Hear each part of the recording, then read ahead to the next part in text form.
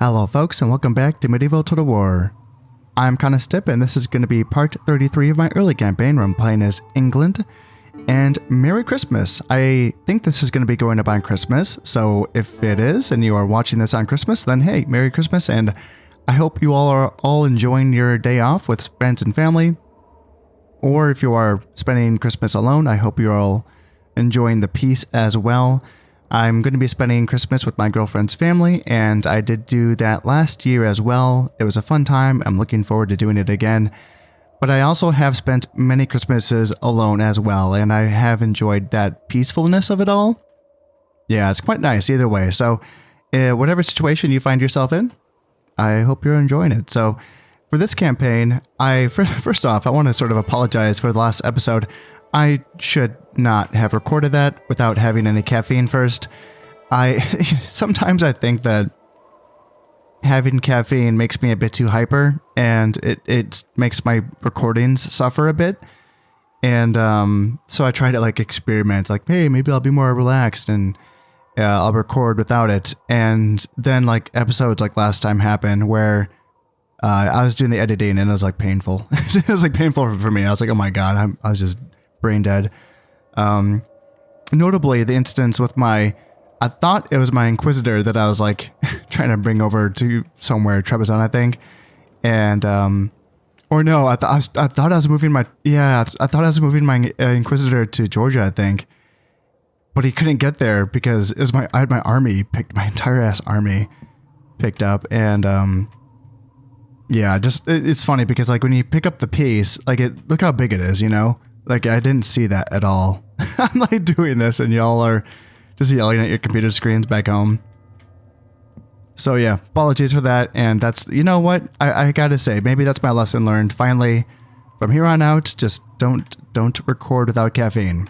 It's just not a good idea, eh? Now, as far as this episode is concerned, I'd expect it to be another chill episode. I do want to continue to build towards destabilizing powerful regions around me, especially the Poles, but the Poles, the problem with the Poles is that the only faction that they've gobbled up that I could possibly reemerge at some point, or, you know, create a reemergence of, would be the Hungarians, but I think they've been gone too long. I think so. So I don't know if it's really worth me trying to create a Hungarian reemergence. I would really like to, but I wasn't able to. I mean, I was just so busy in the early period of this campaign that I wasn't able to influence any sort of foreign matters outside of the Levant, essentially, or, you know, Western Europe. And I was unable to get over here with any spies or anything like that. I'm just now getting spies, so yeah. Now, with that being said, there are some opportunities, I would say, to create some reemergences. Up here in Denmark, the Danes are gone, and I believe they did own Saxony at one point. So I do have a spy here in Saxony, and spies do lower the public order in other factions' provinces.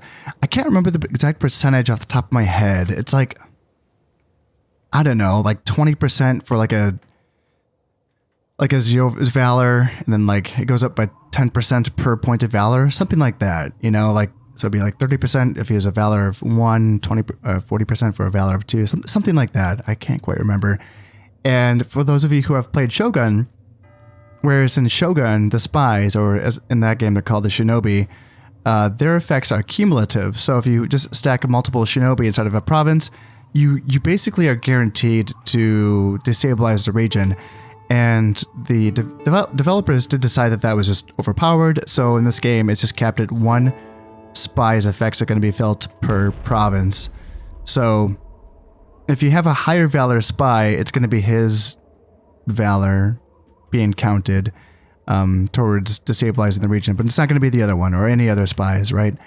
Now, that's not the case with other agents. Like having multiple priests or bishops or imams are going to be, you know, raising the particular religion faster the more that you have.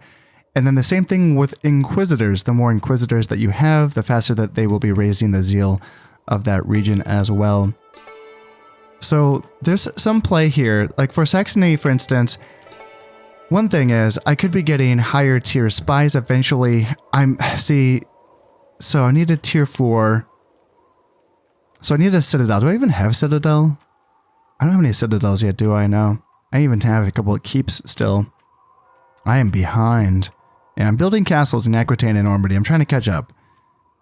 Am I building building a castle in Normandy? Or not Normandy, Northumbria, and then haven't started to build a castle in Ireland yet. And then yeah, I still have a keep here in Antioch. So I'm working on that farmland. That'll be more money as well, so that's fine too.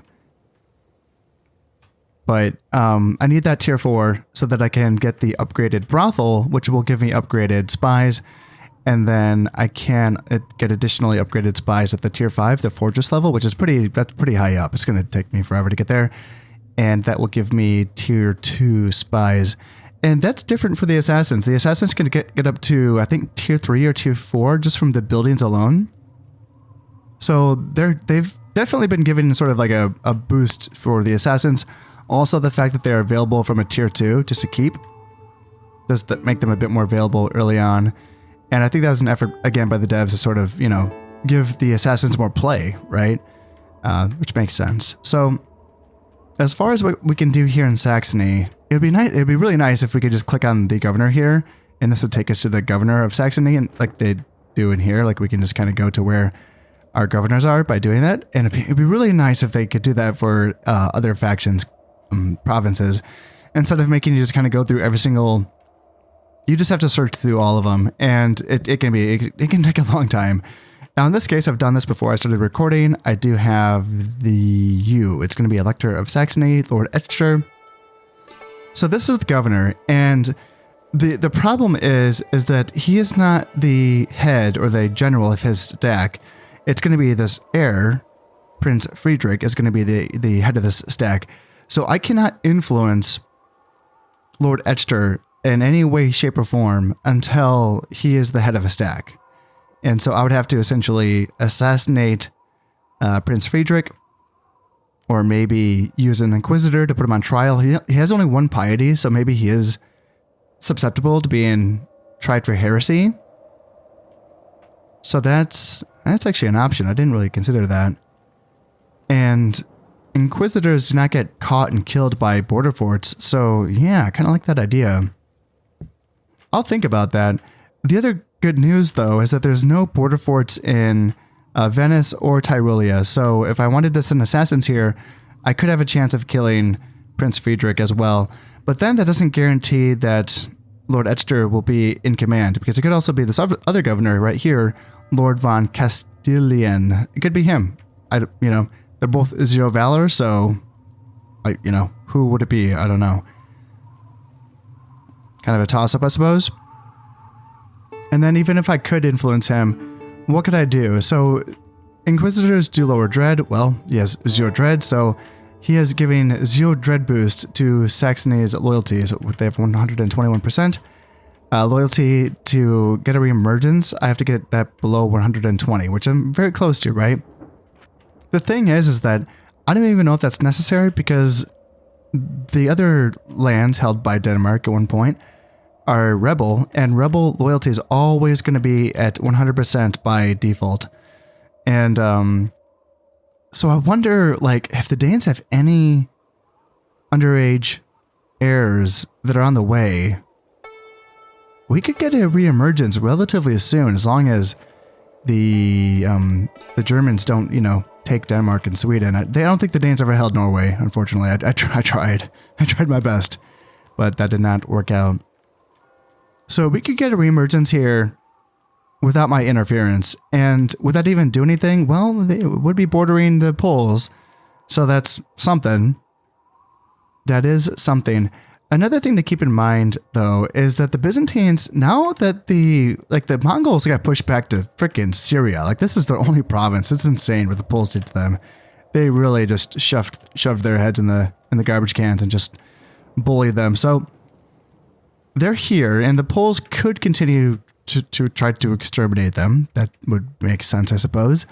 The Egyptians might also try to make a play for taking them out. They probably shouldn't. They're not strong enough, but I think they've been trying to take Sinai off the rebels, and I think I've been getting beat by that actually too. So the Egyptian reemergence might be a dud, and the Spanish did finally take back take and kill off the Almohads and take Cyrenaica.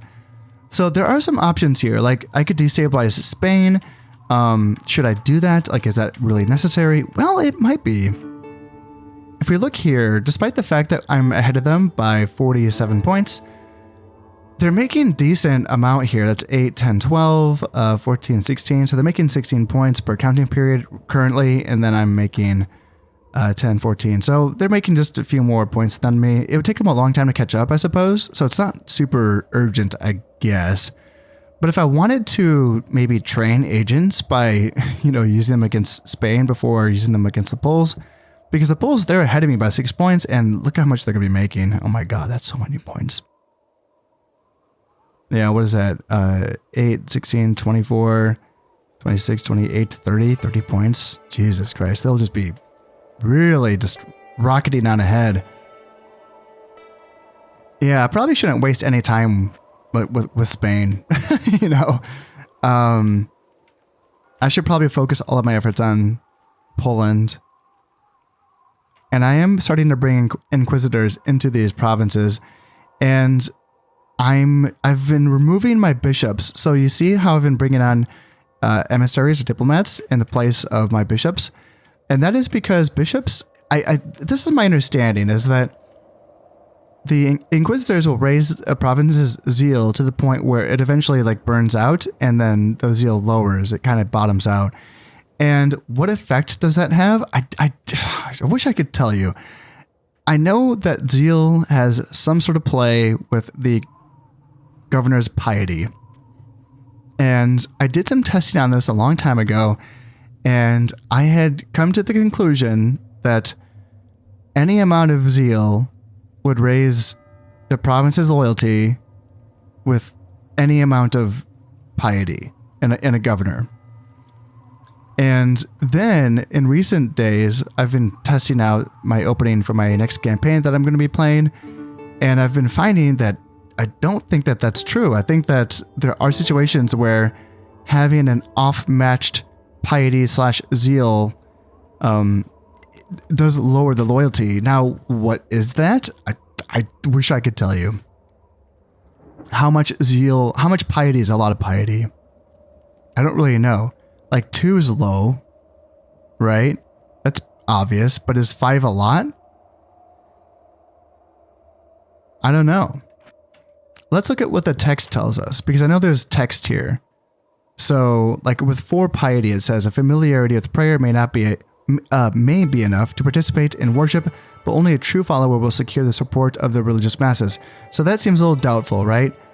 So what if we go to, okay, well, how about this? So about 3, 4, 5, 6, 7 piety, right? So religion plays a significant part in this man's life. Should the need arise, his belief will secure some support from the population's faithful. So 7 seems like it's a lot. Let's continue to look around. So that's you. What about 5? What does 5 say? So this man can be considered a true believer. Although his faith has not dominated his life, a few like-minded individuals may support him should he request it. So that seems like that's on the side of good. That's on the side of being, decent.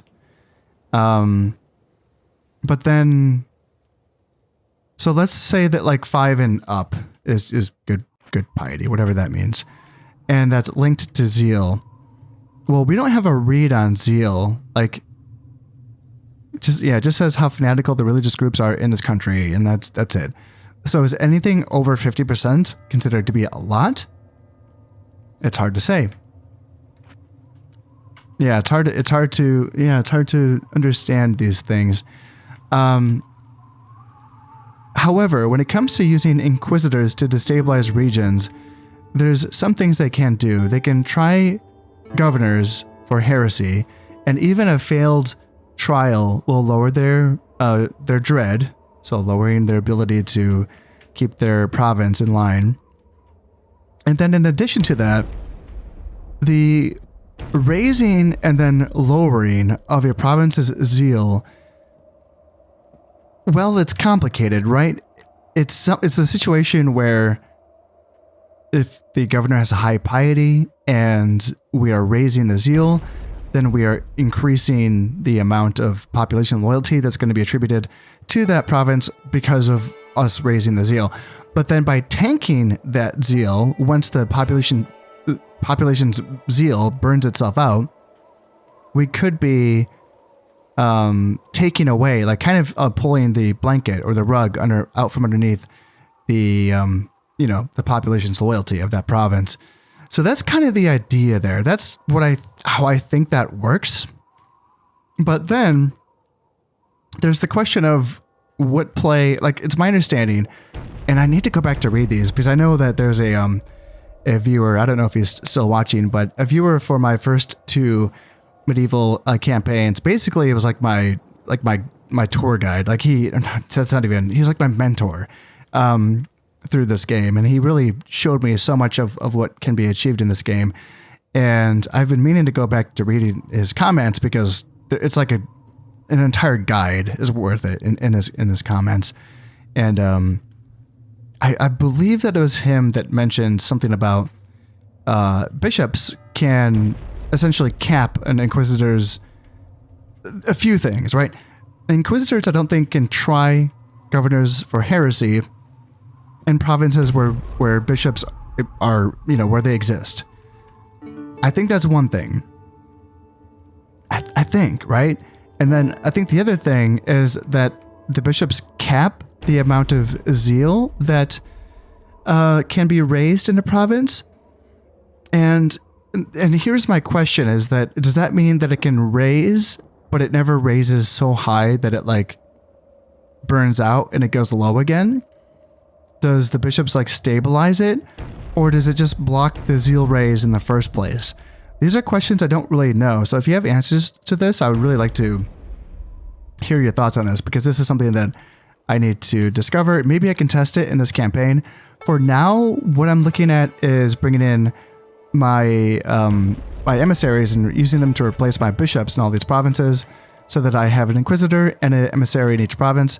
The reason why I want both, I want the emissary to be a stable spy in each province, because the inquisitors, when you set them on a mission to try someone for heresy, they can end up, going around and chasing him around the map. So by doing that, you'd be losing vision on that province if he was your only, agent of, vision inside of that province.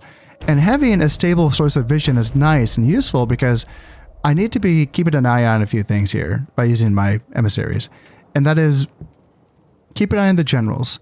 If I see opportunities for, and this isn't yet, but when I do decide to, make my move for Poland, and I guess if I'm ready to declare war against them, then I want to be keeping an eye on which generals can be bribed and bought. Because by doing that, even if it's like a very small stack somewhere, that's okay. If I can just take a region for, a brief moment and then tear down all the infrastructure in the region, including these border forts, especially these border forts, then that opens up an entire doorway into their empire that can be flooded with spies and assassins, and they will have a bit more free reign to cause some havoc if I can bribe these, armies, small, big, whatever I can afford. Really, I have a lot of money, but by using these emissaries, I can find the ones that are already thinking like they're disloyal, right? So that's why I want that constant vision. Like he's fine. I thought I saw some. Didn't I come across? Yeah, like the moral flexibility, the minus 30% to bribery cost. That's that'd be nice. That would be nice, but I'm pretty sure that bribing another faction's army in this game, I think that is a declaration of war. I think so. I think that's the case. So whenever I decide to do that, I need to make sure that I'm ready to go. And whether that's supporting, my agent blitz with armies, or whether that's just making sure that my navies are ready to go as well. Those are all things that are going to need to be considered, but I can't wait around too long. As we saw, they're going to be gaining a lot more points on me, and I don't want to let them get too far ahead of me. But I think for now, I'm pretty okay with getting through as many turns as I can in this episode. I know I've already been talking for quite a while, but yeah, I'm okay with continuing to build stuff up. I still, despite the fact that I'm making 12,000 florins per turn, and that's a healthy amount, there's still room to go here. I can continue to build my economy. I really can. I don't think that I need to build up too many more forces right now militarily. I can continue to, I'm working on getting feudal knights at some point here in Odessa. I'm currently training feudal knights here in Brittany, and my infantry is pretty good. I got my billmen, I got my longbowmen, and I have enough swords, I think. I have some swords. I could probably spread them out a bit better. And I do have gallowglasses being trained up, or they were being trained up here in Ireland. Maybe I could go back to doing that. Yeah, why not? I like gallowglasses. They're good. They're good troops. But for the most part, I don't feel like I really need to go too heavy into military right now, until I can, start getting more knights in Odessa. And I want to continue. I want to get up to getting chivalric knights in Brittany eventually. Although, see, there's more money available. Like, I haven't built a tier 3 merchants guild here in Brittany. There's a lot of room for economic growth in my empire, and I think that my navy. See, the gunpowder event I think is going to happen in the 1260s, I think, maybe, and that's when I can start building my tier 3 ships. Because is that why? I think the compass event has already happened, right? The compass event is what allowed me to build my caravels, I think. And then I need the gunpowder event so that I can get my tier 3s, because everything that's tier 3 and above has cannons in it. So I think that's the case. And I think one of my places, yeah, cogs. Okay. So cogs, I think are those my tier 3s? I can't remember. But I get +1 valor for all the cogs that are trained here in Wessex. So that's going to give me a good naval boost to help me fight my future battles against the Polish Navy, which they don't have much, but they have, enough boats in the water to consider for sure. No freaking way. No freaking way. How? Oh my God. The King of Poland has died from an illness. He has no heirs, and his forces have degenerated into minor factions. They no longer present any real threat. Oh my God. I did nothing. I didn't do that. That's incredible. Look at that. They own a quarter of the map, and maybe a third of the map. Oh my God. That's insane. Their faction just died out. And we caught a Polish assassin. Ha ha ha. And another Polish assassin here in Antioch. Built up the farmland here in Wales. And the tavern is finished in Murcia. And they're sending, the Spanish are sending the crusade towards Egypt. All right. I can't believe that. That is incredible. That's the campaign right there, folks. Episode 33. And, what am I going to do? I mean, I guess the Spanish are, as I mentioned, like they are outgaining me on points slowly. It's not going to, it's not an emergency by any means. But yeah, I can try to work on getting a reemergence for the Spanish, for the Almohads in Spanish territory. The Almohads previously owned pretty much everything that the Spanish currently own, except for like Valencia and Castile and Portugal, I suppose, and Leon. So yeah, wow. I'm very curious to see who's going to, carve up, like how the Polish territories are going to be carved up, because their forces were spread pretty thin. Looking at their forces, those rebel regions are not that strongly held. I wonder, are we going to see like a Novgorod take over? Oh, that'd be so cool. Or the Byzantines, or even the Mongols. Would the Mongols be able to with what they have left? I'm looking at the mini map in the corner here, and I'm just thinking like the papacy with the Germans. I'm so curious. I'm so curious to see what's going to happen here. Wow. Okay, let's go through this. So we have a governor here, secret perversion, so that's not an issue. He'd be losing piety if this is ever discovered.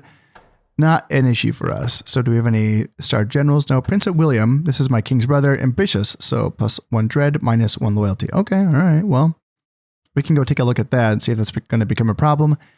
And then any other starred generals, I'm looking around here. Lord Fitznail, always drunk, -2 command, -1 acumen. That's not good. So it's worth keeping an eye on him to see. Since he's a governor, I want to make sure my governors all have at least 4 acumen. So I want to go take a peek at him and see maybe I need to relieve him of his duties. And Lord Cromwell, builder, +10 happiness. It's always good. All right, so a couple things to take a peek at here. So you, Lord Fitznail, I think you've been.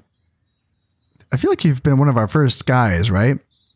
And then yeah, three yeah, Duke of Normandy. So you're one of our first governors. Yeah, man.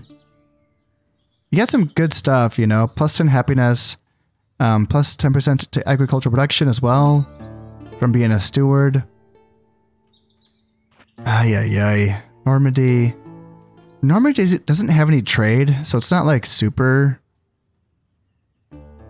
important. I have my 80% farm upgrades here though, and he's giving a 10% boost to that. Yeah, I don't know. If I see someone who looks really good, I can give him the governorship of Normandy. And then let's take a peek at Prince William to make sure that you're fine. Yeah, your loyalty is plenty fine. You're not going to be an issue. And the Polish territories, let's look at these.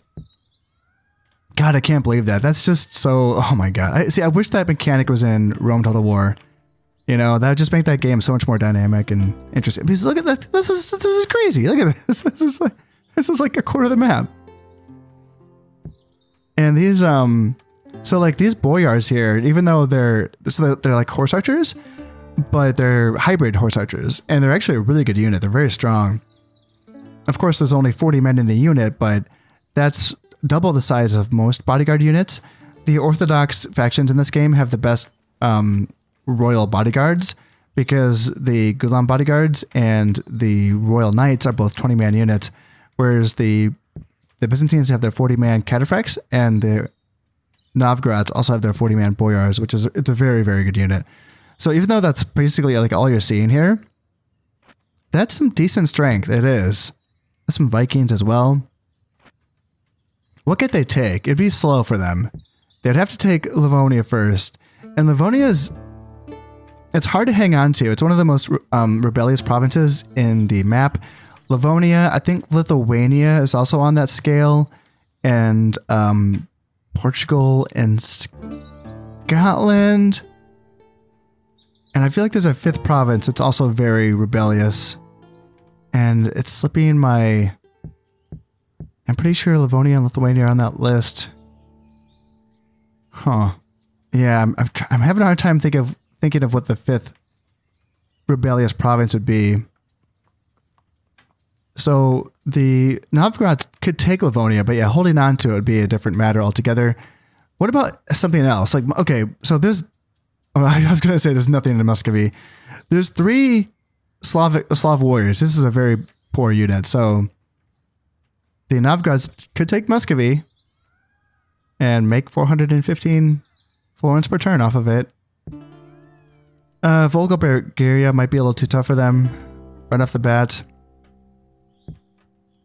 Ooh, Smolensk. That's another option for them. Only 2 Slav warriors hanging out there. And then Lithuania would be a little bit tough for them as well. Ryazan, Chernigov, yeah, those would be a little tough for them. But the Novgorods, just based on, you know, Livonia and Smolensk and Muscovy, you know, they could grow their territory and their economy a little bit off of that. So we will see. That'd be kind of fun.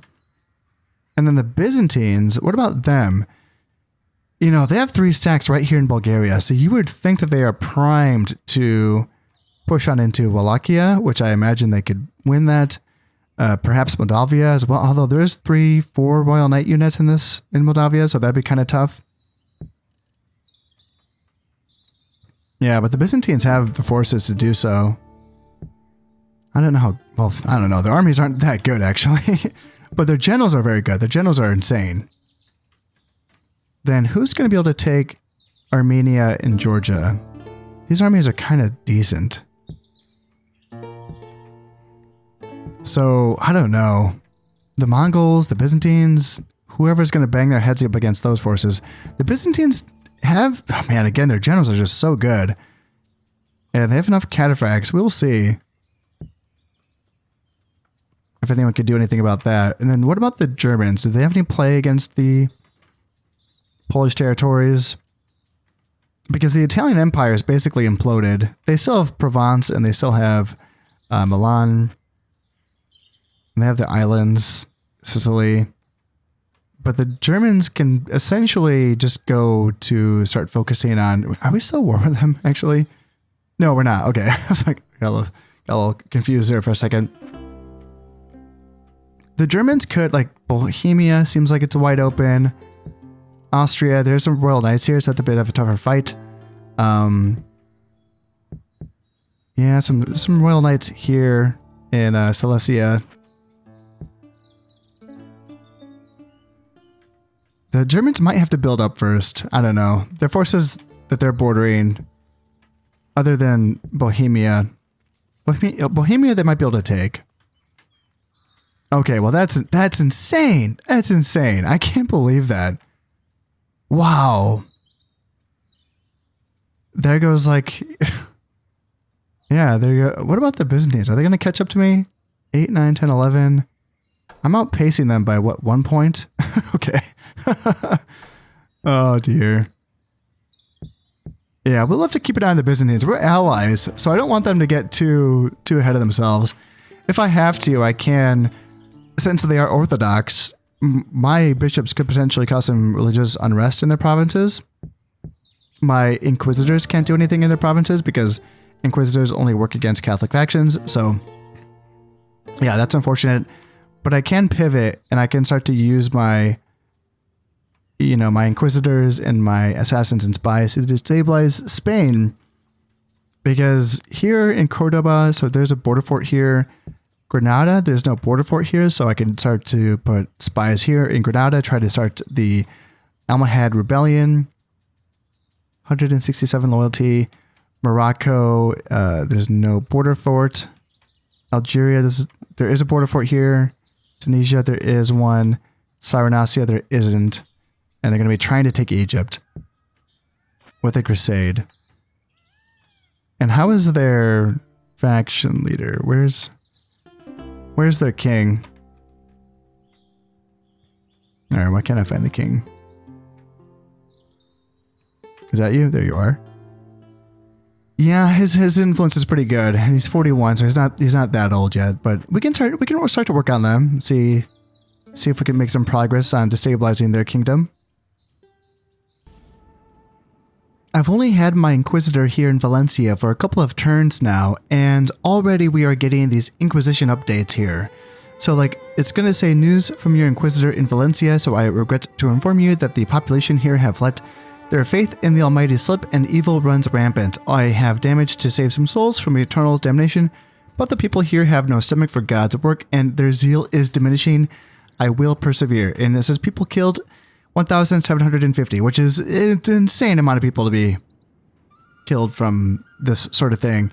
I don't know like anything about the Inquisition in Spain. I know a little bit about the crusade against the Cathars, which is my understanding is sort of like the birth of the Inquisition, is my understanding. It seems like it did kind of pass through, and it seems like there was kind of a lid put on things in southern France, but was the Inquisition like way worse in Spain? Is that why Spain was just really, I don't know, is that kind of like why they were really I guess zealous when it comes to their imperial conquest when they were kind of going into the Americas and all that, and also, well, the world in general, because there's some real, like, that was really a zealous, you know, their form of imperialism was very religion driven, I suppose. And I guess, was that because of the Dominicans? Yeah, I guess I don't know these things, but it seems like when you think about the empire building of the, I know that, the English become Protestant at some point, but even like the French, I guess, I don't know. I'm trying to think I don't know a lot about the colonial period. It's a period that I would really like to learn more about. But I don't know how fervent their religious zeal was in comparison to the Portuguese and the Spanish. And I wonder if this is sort of because this Inquisition is way worse in the peninsula than it was up here. Because I was kind of impressed, I suppose, when I was learning about the Crusade against the Cathars. Obviously, it was a very brutal moment in history. But I was really impressed and surprised, I suppose, by how many attempts at trying to, make appeals through legal means. And obviously it's usually through the church, but there was a lot of pushback, it seems like, and a lot of pushback was through, it seems like there were avenues to sort of get around.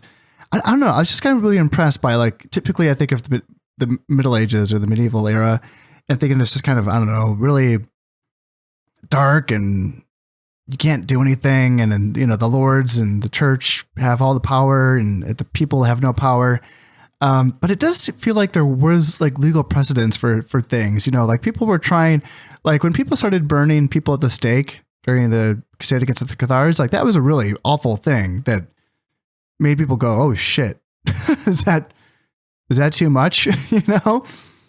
And when I learned about that, I was like, oh, this is a real event. It was a real change in their lives and their history. It wasn't just something that they were used to, it freaked them out. It would freak us out. We'd be like, oh my God, are we doing this right now? So I'd be curious to learn about the Inquisition in Spain. I know that there's that power couple, right? Ferdinand and Isabella, that, finished the Reconquista against the Muslims. And I understand that I think that they finished their kicking was it the Marinids? I always forget. It's the Marinids and I forgot who was in Morocco. I might be getting them mixed up, but when they kicked them out of Morocco, or I'm sorry, Granada, I think that was the same year that Christopher Columbus discovered the Americas, right? 1492. So when was the Inquisition, the Spanish Inquisition? Was it before that?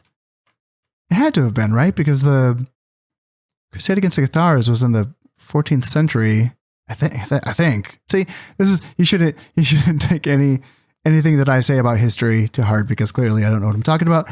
But anyway, let's take a look at this and let's see if we can. All right, Prince Edmund has come of age as well, and we have a brothel here in Scotland, castle in Normandy, and yeah, the Aragonese do not want a ceasefire. Ooh. And we have a daughter as well. Prince Edmund is a hedonist, -1 valor. Because he's a little overweight, but he's a 2-star general, so at least there's that. Lord Fitzneel, man, he's a good man, but I need to get a different governor because he likes to drink too much. Lord Pole, speaking of which, always likes to drink as well, so he's another guy that I might need to replace someday. As governor, I need to see who he is the governor of. Okay, and that's all fine. All right. What's, where am I going? Let's go here first. So 200% loyalty, 47% zeal. Okay. But yeah, the 200% loyalty, I guess the king is right there. So, and there's a lot of troops in Valencia as well. So we can keep an eye on this. I also wondered, I always wondered if the killing of all those people would make the economy drop, but I have not done any testing on this, so I don't know. 1065. I'd be kind of curious to see if I could try to remember. 1065 sitting at very high taxes. So I could try to remember all these numbers. I should probably be writing this stuff down, but it'd be kind of cool to test this out and see if these inquisitions actually have an effect on things other than just the zeal, because it says that, number of people killed and you think, oh my goodness, that must mean something. but I don't know if it does, which would be a shame, you know? That would be a shame. All right, now can I remember... Ah, shit, where the hell is Lord Pole? Was Lord Pole over here somewhere? Oh my god, this is going to be a mess. Lord Pole, there you go. Oh, that was easy. 4 acumen. Okay, so you actually, despite the fact that you're always drunk, you still have enough acumen to be the governor of Edessa, or the Duke of Edessa, sorry. But if I do find someone else, I'm going to make him governor instead. And what the hell happened here in Egypt? There's 4 units of urban militia, but Egypt is owned by a rebel Knights Hospitaller and an urban militia. What the hell happened? Where's that crusade? It's over here. Okay. Okay, that's confusing. I cannot decipher that. I do not understand. Are they trying to attack it before their crusade arrives? Because wouldn't that make their crusade fail? I don't understand. Here we are in the very next turn, and we have ourselves a 3rd heir, back-to-back heirs. In this case, it's going to be Prince Stephen, who is going to be a 1-star general. Okay. Ale House is finished here in Tripoli, so we can get some assassins built, trained up there. Some more farmland. Merchants Guild, some more money here in Flanders as well. And the Armor's Workshop completed here in Edessa. I wonder how close I am to getting feudal knights here in Edessa. I'll have to take a peek at that. And some more farmland here in Brittany. And then Prince Stephen, so great warrior, so that's good. +5 to health, that's really nice. Secret Adulterer, so that's going to be making him lose, is it loyalty? I think is one that's going to be discovered. And then Lord Fitzneel is an alcoholic now, so that's -2 acumen. Oh, he's getting worse. Okay, I need to find a new governor for Normandy. Yeah, that's unfortunate. Okay, so my second oldest son, Prince Edmund, I did send him down here to Palestine to lead this army. It's been, this is Sir Simon de Montfort's old unit, now being led by Sir Nigel Gascoigne, but I think that, I like having mounted generals, you know, so I'm going to be having Prince Edmund be the next general down here. I don't need to be particular about his safety, so I'm going to send him down there, he should be fine. And then you, how are you? Okay, 5 loyalty is not super great. 1 piety, 1 dread, 1 command star of acumen. Or 2 acumen, 1 command star. Yeah, gosh, 5 loyalty. Okay, alright, well. All of these other generals are better than you. And I don't really have a use for you, so I might just keep you close to Dad. I could send you here. This is, oh, it's a different guy now. This used to be Prince William, my king's brother, but it's a different man. I didn't see a message saying that Prince William died.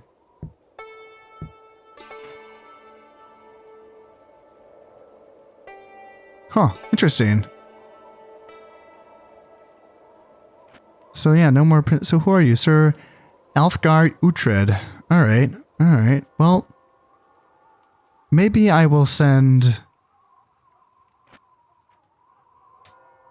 Prince what's your face? Prince Stephen. Maybe you'll go down there.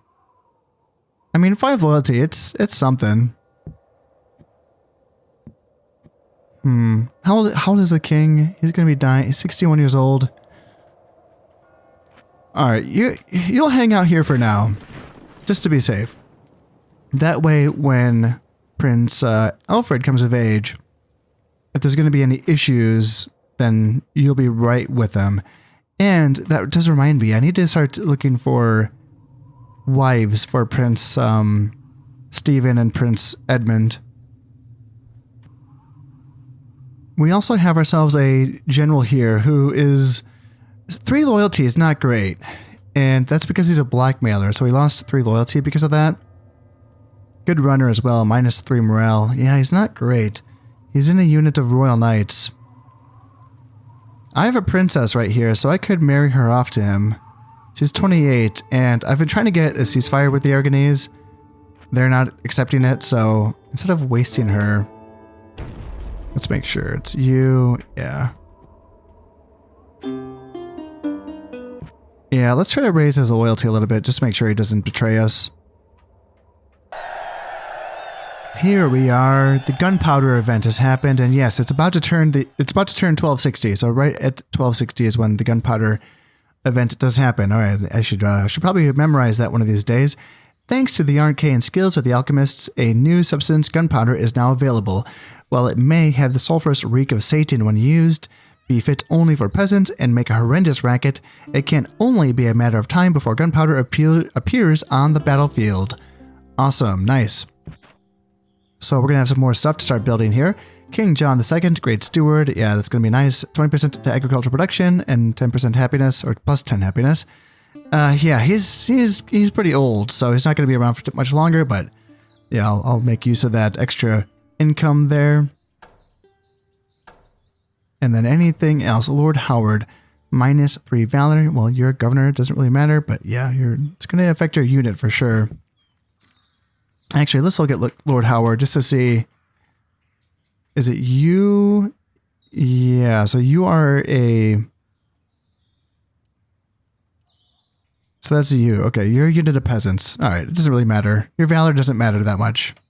It does affect your morale, I guess, but still. Not a big deal. Now, for the buildings... Is there anywhere... I'm trying to remember. Where can I build the gunpowder buildings? What do I need to do for that? What is required for this? Oh, because Aquitaine's still a keep. All right, I probably need a castle for that. That's why. All right. All right, so the tier 1 gunsmith. Yeah, it's a gunsmith's workshop. Oh yeah, that's funny, right? Because the tier 1 gunsmith is only available to the Egyptians. And it's weird because like it makes so that they can get the Mamluk handgunners, which is a really bad unit. It's like one of the worst units in the game. But for all the other factions, they go straight to the gunsmith's workshop so that they can just get the basic handgunners. Yeah, it's a funny thing. Like, it's like weird because I think the gunsmith, I think that only requires a keep.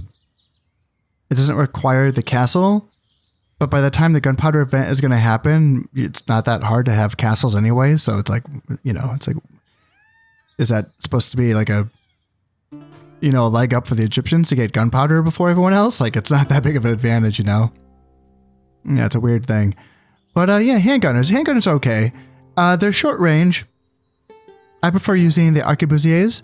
Handgunners, I think they have a better attack than arquebusiers, but it's not much. It's like they have like one attack more. Like their attack stat's like one higher than arquebusiers, and that's melee attack with their swords.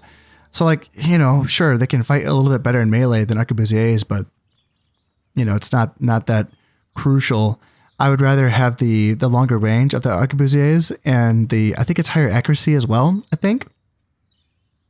But it's tough because gunpowder units, you can't use them if it's raining. So yeah, it can be kind of tough to use them anywhere that's in a non-arid climate, basically, or non-arid or non-desert climate. So yeah, they're kind of finicky weapons to use, but I know that if you get up to the master gunsmith, which is a fortress level unit, a tier 5 unit or building, then you can get the gunpowder units with +1 valor, and that does of course improve their stats, their morale, and I think it does improve their accuracy as well. There's been some like studies and tests and debates on whether or not valor increases accuracy, and it seems like it does, but it's like marginal. But it seems like the effects are more pronounced for units that have bad accuracy to begin with. So like the higher the accuracy of units, I know tests were done in Shogun. So like valor doesn't improve the accuracy of archers that much because they already have like decent accuracy. But the valor does improve the accuracy of like the gun units, like the arquebusiers and the muskets in Shogun. So I imagine it's the same thing here, where like that valor might actually help the offensive output of these gunpowder weapons in this game as well. So it's tempting to just like wait until I get the master gunsmith before I even train any of these units, because that's the best way to make them any useful at all. However, let's see. I just started building the Citadel here in Normandy as well. So I can't even build. What about here? Yeah, I have to wait. I need to build a Bell Foundry first. Yeah, the Bell Foundry allows me to build the first tier like gunpowder artillery weapons, which is going to be for the Catholics. It's going to be the bombards, which is kind of like an early cannon, and for the Muslims, it's going to be the mortars. And I think the bombards are probably more useful, although they do blow up sometimes. So I guess it's kind of, I don't know, the mortars are more reliable in that sense. But the Bell Foundry is going to be required. Do I need the Bell Foundry before I even build the tier 3 ship, like the Shipbuilders Guild? Huh, yeah, maybe. Maybe that's the case. Now my king has passed away, but yes, Prince Alfred is going to be taking charge now. He is now King Alfred. And Henry Berkeley, don't know who that is, but he has died of old age. And what do we have here? Inquisition in Saxony. That's not mine. That's a German Inquisition in their own territory. And we're catching Byzantine assassins here in Palestine. Interesting. And we're catching German assassins here in Flanders. Boyar's Guild finished in Palestine. So now we can finally train longbowmen here. Well, it's a little too late. I already have longbowmen everywhere that I need them. Merchant finish here in Ile-de-France, so some more money for me with this farmland as well here in Antioch. And yes, the marriage between Sir Tostig Svinford and my daughter has helped out a bit. And Lord Berkeley, okay, and all right. And I want to take a peek at Lord Svinsford. I think that's you. Why do you still only have 3 loyalty? What in the hell? That's not fair. That didn't change at all. Huh.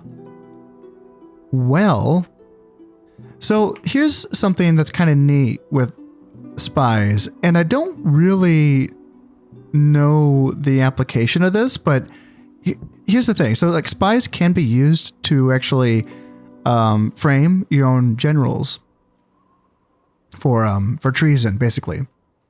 And that's a way of getting your own generals killed off. It's a really cool thing in this game. It's like a really like unknown kind of feature, I think. Here's the thing though, is that you could also just assassinate your own generals. And then another thing is that the armies can just be shuffled around. Like I don't even have to worry about this guy. I could just put him underneath the command of someone who is loyal, and then I wouldn't have to worry about him anymore. Here's the thing. He is in a unit of Royal Knights, so he will be oftentimes like left in charge of things, like if I just kind of lose track of him. So there is a case to be made for taking care of this. You know, taking care of it. Take care of it, okay? So let's take care of it. And here's my thoughts behind this. I was thinking, like, what's the difference between using the spy to frame someone and using the assassin to assassinate someone? And my guess, I just thought of this, like, I don't know. I think about this game a lot. So I was thinking about this maybe a couple months ago. And I was like, why use a spy instead of the assassins? Maybe the assassins have a chance of failure, right? As they would during like any other general, like of an opposing faction. Whereas a spy, maybe the spy is like guaranteed, not necessarily guaranteed to succeed, but guaranteed to not die. Maybe that's the difference. So like, for instance, if I take this assassin, this is actually my good one. This is Guy of Gisborne. And his chances of success, if I tried to kill Sir Tostig Svinford, yeah, so it's an 86% chance. Oh, okay, so removing a general from his position in this way is one option available to you, but be warned, should the assassination fail, there may be dissension in the ranks of your armies and you could face a civil war or worse. So he could be like losing loyalty and make him even worse or something like that. Whereas this, do you wish to attempt to frame this general for treason? Yes. And it seems like there's no threat in this situation. No threat of this spy dying, and No threat of this causing a potential civil war or any other issues. Yeah, I guess that's the application. Okay. Yeah, okay. I see, I get it. Yeah, I was curious about that. That's interesting. That's good to know. Now, taking a peek at King Alfred II here, he does have 4 things of influence. And I've often wondered about this. This is something that has been suspected by other players of this. I know that Count MRVHS has talked about this multiple times in his videos, which is that sons who did get passed up for kingship, I mean, passed up is a weird way to put it because Prince Stephen is the 3rd in line, like he would have not been, you know, in line for it. But essentially, like the younger sons would be losing loyalty is the idea here. And it's hard to say. It appears like he has lost loyalty because he is not king. The old king, I don't think, had more than 4 influence points. So I don't think that that's causing an issue. I don't think that that's the reason why. It seems like Prince Stephen lost loyalty because he didn't become king. Yeah. Let's look at Prince Edmund. Where are you? Here? His loyalty is still fine, but I don't know if it decreased or not because it's, I don't know, I didn't count, I guess. 3, 4, 5, 6, 7. Yeah, he seems okay.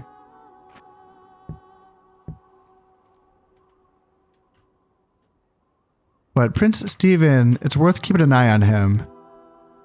Yeah, and just having him just hang out with his brother, I suppose. In fact, do I have any sons on the way?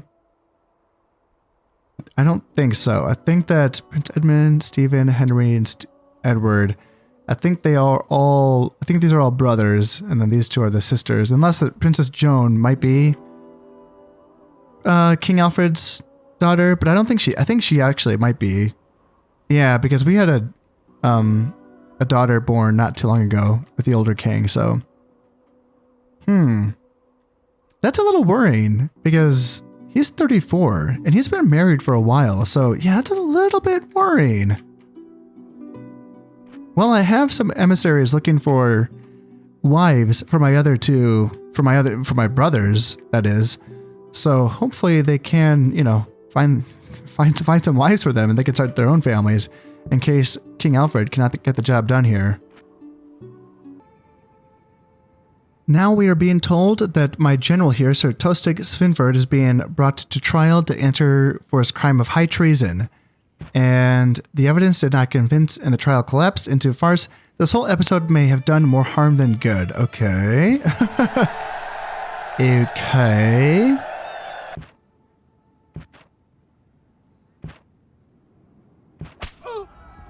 And I keep losing spies here in Morocco, and that's despite the fact that there's no border forts here.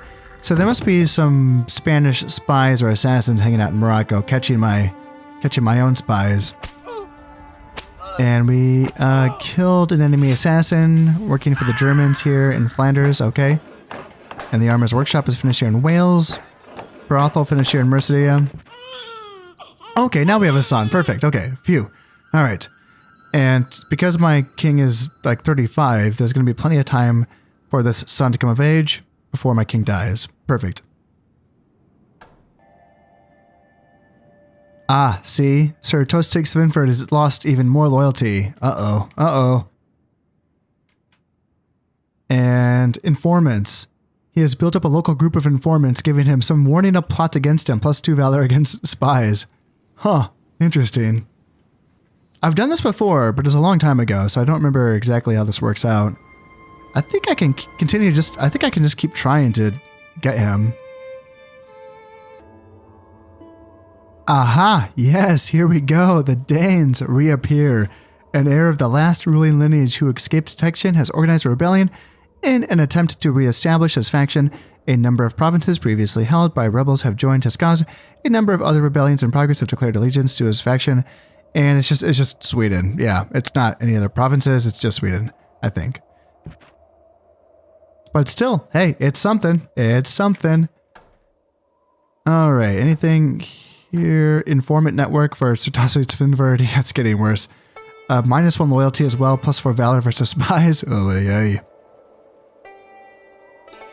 Yeah, I might need to just zeal loyalty. Oh my goodness. All right, might just have to kill this guy. Let's send in the big guns. All right, Guy of Gisborne. Can you just kill that guy? 86% chance. That's pretty high. That's pretty good. So we will see if that works out for us. I have another daughter, but no, marrying my other daughter off to him was a waste, so that didn't do shit. And oh yeah, we got this this thing. Yeah, this is cool. I like this building chain in Medieval Total War. Let me show you the Chancellery. Yeah, so this the Chancellery is the palace and home of the ruler's first minister, the Chancellor, and the man responsible for all government business except running the army. This role gives immense status, and it is only fitting that this dwelling, a personal gift from the monarch, is truly magnificent. And yeah, it's cool. It's like this building chain that gives out titles essentially. So I really like that. And can I get the next one, or do I need to get the Citadel first? Yeah, looks like I need to get the Citadel. Before, okay. So what is this title going to give then? Command, acumen, and loyalty. Oh, okay, all right. Well, maybe should I give that to Sir Tosig Svenberg? I mean, they get him up to 4 acumen. But, I don't know, he's a good runner. -3 morale. Yeah, screw that. Let's just kill him. Yeah, I'll think of someone else to give this title to. It could be you. Ooh, yep. Bring you up to a, what?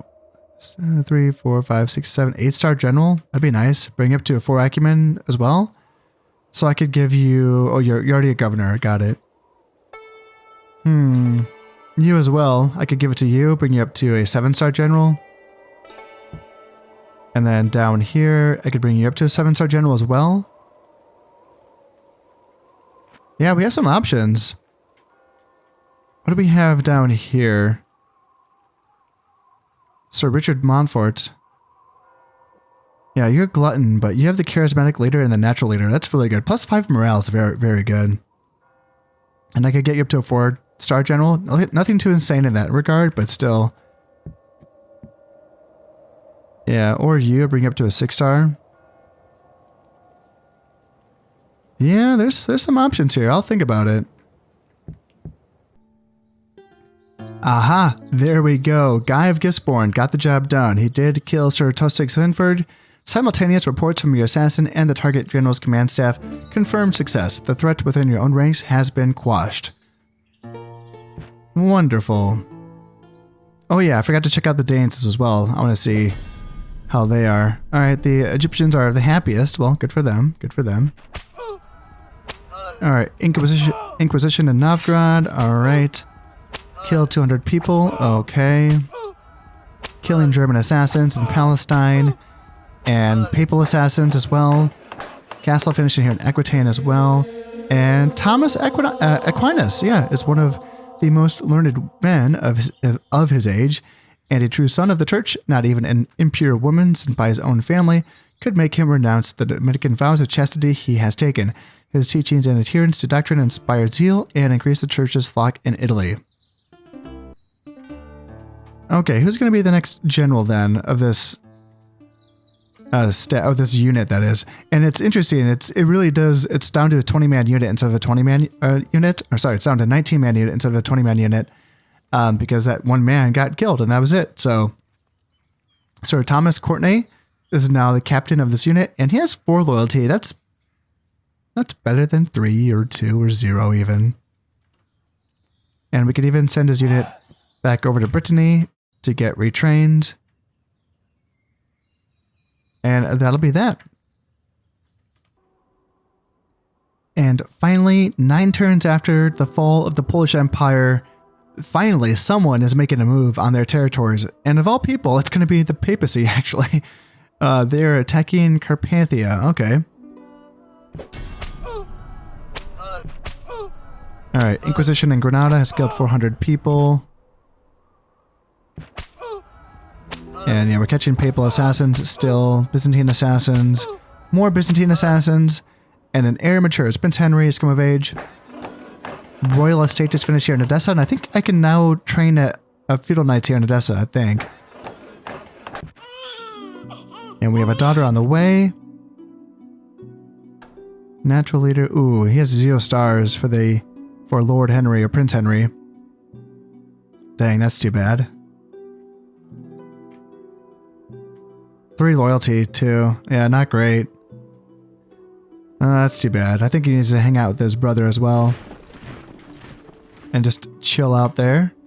And yeah, the papacy is making some moves here. Yeah, they've taken Hungary and Carpathia. And they're the only ones. No one has attacked Polish territory. Not the Novgorods, not the Byzantines, not the Mongols. Just the papacy. Leave it to the papacy. Yeah. Good for them. Good. And the Danes, they've taken back Denmark. Good for them. Nice. Yeah, how are these armies looking? They got some halberdiers. That's cool. Feudal sergeants. Arbalesters, mounted sergeants. Yep, more of the same there. King is only 1 stars. Some woodsmen. Got a 4-star general as well. Yeah, hopefully, I mean, if they could take Norway, that'd be really nice. Because then I could trade with Norway. Because I can't trade with the rebels because I attacked the rebels way back when, so I can't get a ceasefire with them. And as long as I border the rebels on land, I can never get that ceasefire, right? So, yeah, that would be nice. If the Danes could actually do something and actually, you know, be somebody. But you know what? That's all going to have to wait until next time. Before I go, I just wanted to say that if you're enjoying these videos and you would like to support the channel, then consider subscribing, liking, and sharing. It all helps immensely. So until next time, this has been Conasep playing Medieval Total War. Thank you very much, and goodbye.